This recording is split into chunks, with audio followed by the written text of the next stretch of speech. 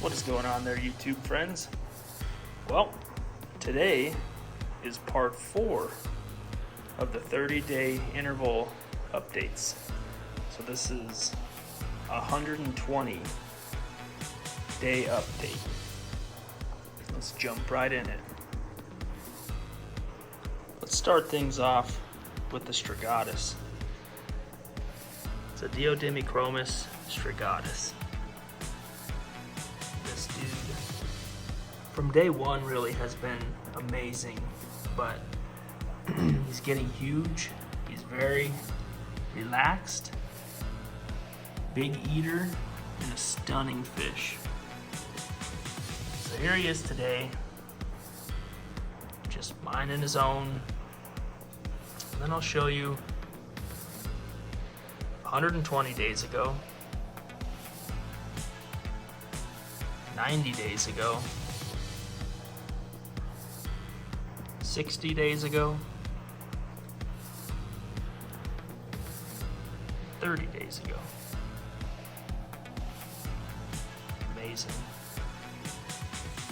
Up next, let's do the gar. So the gar is a Taniochromis Apocaliceps. They all think it's time to eat, so they're acting all goofy. But this is the gar. Let's see if I can get him to come down or show us a different angle. Come on, buddy. It's not time to eat. Anyways, let's see if I can convince him over here. There he goes. It's like a dog. Here he is now. Then I'll show you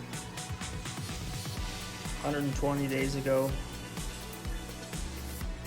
90 days ago, 30.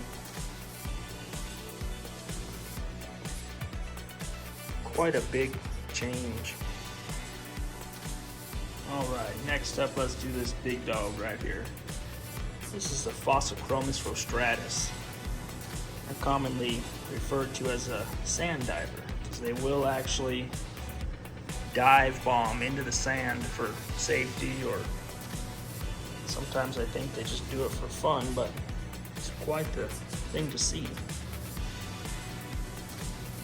So this guy is about 8.5 or 9 inches right now. So let's take a look at some older pictures of them.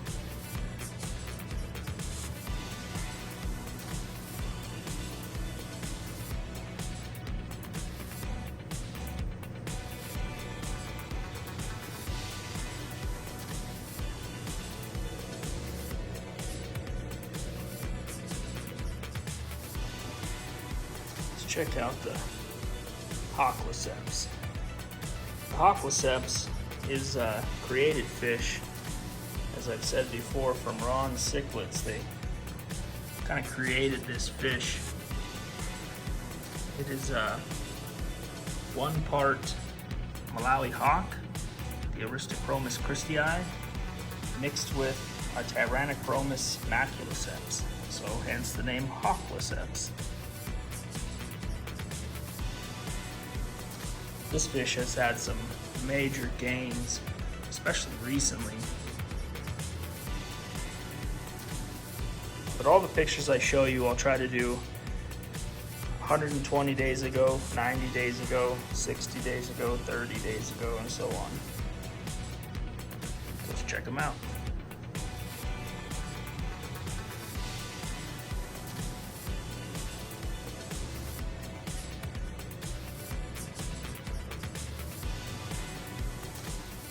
Alright, let's follow him up with a regular hawk. So this is my Malawi hawk. It's an Aristochromys christii. He's about 6.5, 7 inches. Kind of goes through phases where maybe he's a little more assertive. He'll color up and then he colors down, and just kind of goes back and forth. But he's got some real nice blues to him, and you know, a lot of people are drawn to these fish because of their goofy looking snout, which No doubt looks like a hawk or something.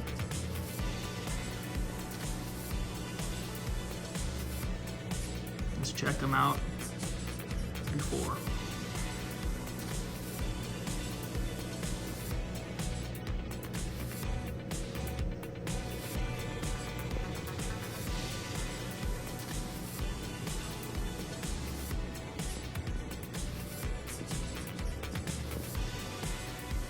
Next we'll go ahead and do the Morai Blue Dolphin.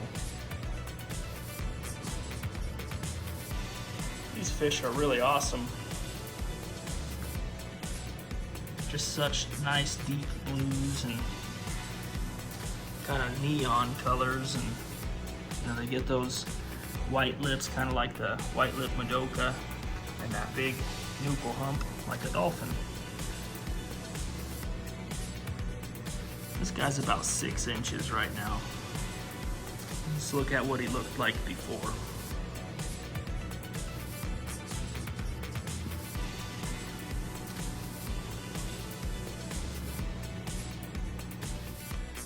Alright, next we'll check out the Star Sapphire. This one you're going to notice lots of differences from the previous images. The dude is finally starting to chip out heavily. It's like every day he's got 2 or 3 more chips. What a phenomenon, how these things do that. Those aren't wounds or missing scales, that's just simply the pigment in his scales change as he matures. Amazing. This dude is probably I'd say 5 inches, maybe a tad over. Let's check out some really old pictures of them, followed by some intervals of 120, 90, 60, 30.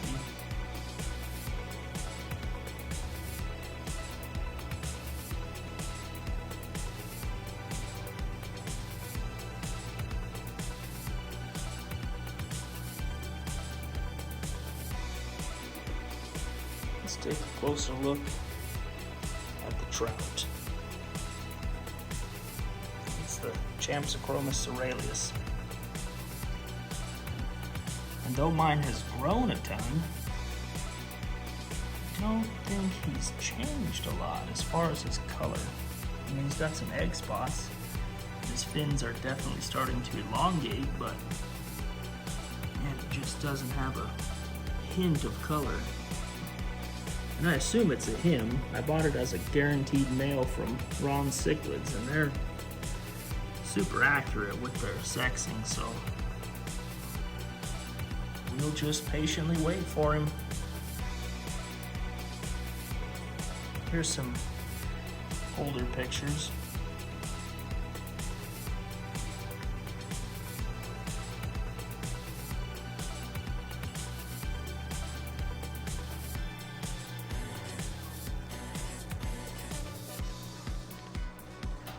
Let's check out the Fusco.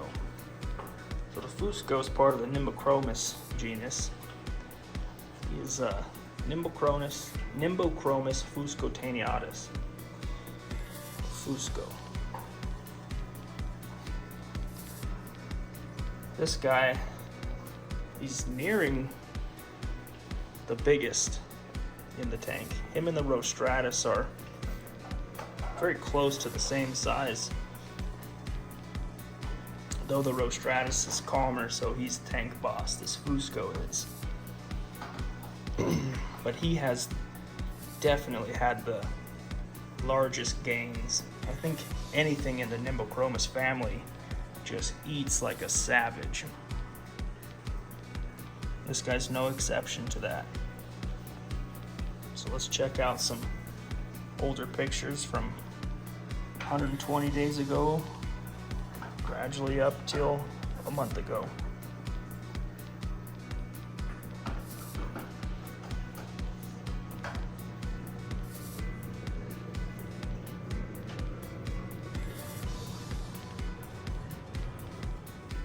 Let's check out this dude here. This is the Buca chromis rhodosi, yellow.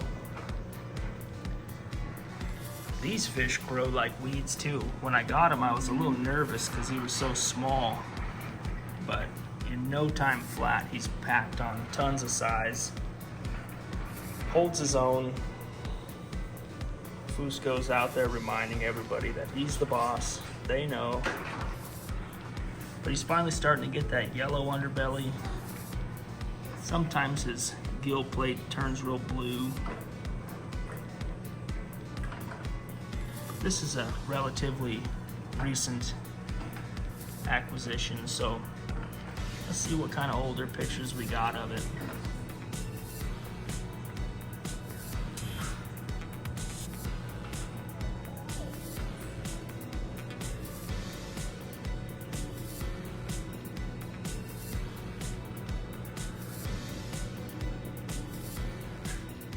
Up here next is quickly becoming my favorite fish.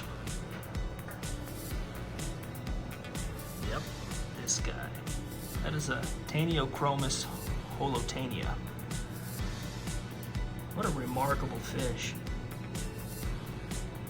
He was also really small when I got him, so I was nervous to put him in here with such bigger fish, but this guy's appetite is extremely voracious. So he quickly put on size. He's starting to get some blues in him. He's got a deep purplish black body with like yellow fins, and he's just a stunner. Let's check him out a little while ago. See what kind of progress he's made.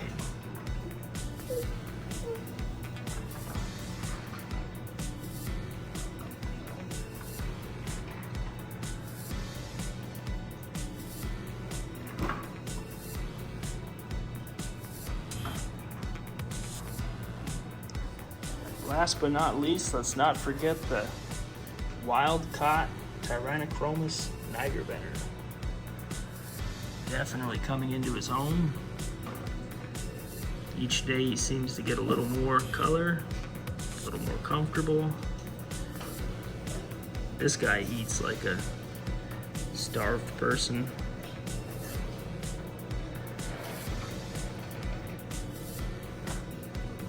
Really excited to get this one. You know, wild caught fish in the hobby are, for whatever reason, they may not be superior, but it just seems cool to have a wild caught. So I was real excited to grab a wild caught nigervener. Plus the nigerveners are kind of hard to find anyways. I'm still a little nervous about when the nigervener matures and gets all blue, because the nigervener and the Fusco are such similar looking fish. A lot of times they'll fight each other because they think they're both the same type of male. But as of right now, the Fusco pays him no mind. As I say that, he goes after him. He does that to everybody though. Let's check out if we have any older pictures of him.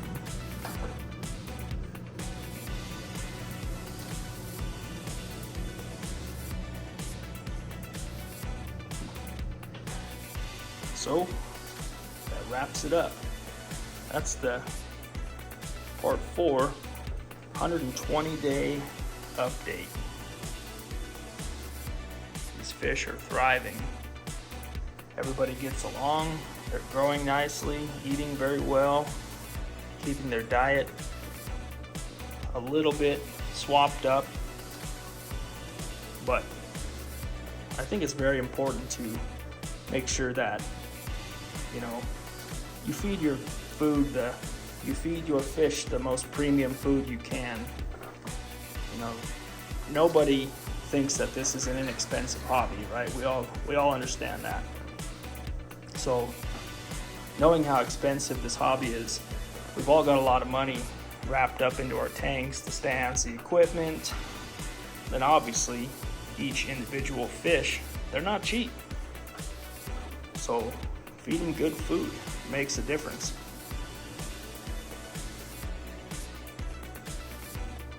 All right, folks. Catch you next time.